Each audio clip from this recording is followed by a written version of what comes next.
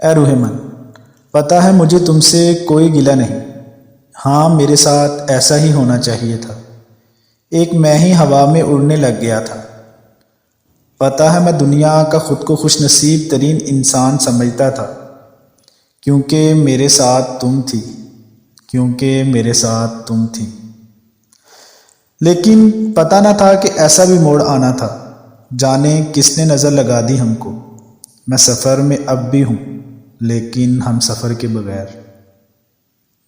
مجھے اندھیرے سے ڈر لگتا تھا، لیکن اب اندھیرے سے خوف نہیں آتا، کیونکہ تمہارے آنے سے میرا ڈر تبدیل ہو گیا ہے۔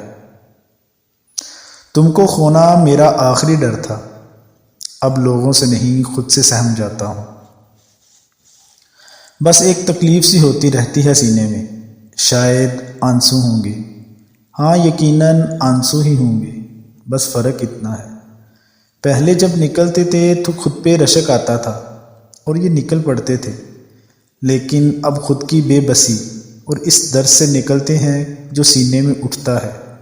اے میری چاہے من، پتہ ہے مجھ جیسے لوگ پیار کی راہ پہ انگلی تھام کے اندھا دھند چل پڑتے ہیں، اور نہ سمجھی میں مر جاتے ہیں ہم جیسے سیدھے سادے لوگ، اور نہ سمجھی میں مر جاتے ہیں ہم جیسے سیدھے سادے لوگ۔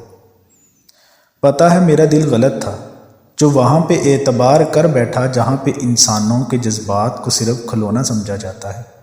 شاید میں بھی ایک کھلونے کی طرح ہی ہوں۔ اب کوئی بھی دل توڑ جائے تو درد نہیں ہوتا۔ پتہ ہے کہ اب درد کیوں نہیں ہوتا؟ کیونکہ اب میری زندگی دلاسوں سے بہت دور نکل چکی ہے، کیونکہ زندگی اعتبار کی ہی جنگ ہوتی ہے، اور وہ جنگ میں ہار گیا ہوں، اور وہ جنگ میں ہار چکا ہوں۔ اور ہاں اکثر ہی ہار جاتے ہیں وہ لوگ جو اپنا سب کچھ بھی لٹا کر کسی ایک شخص کو نہیں جیت پاتے، اور وہ شخص یہ کہہ کر چھوڑ جاتا ہے کہ ہم ان کے قابل نہیں۔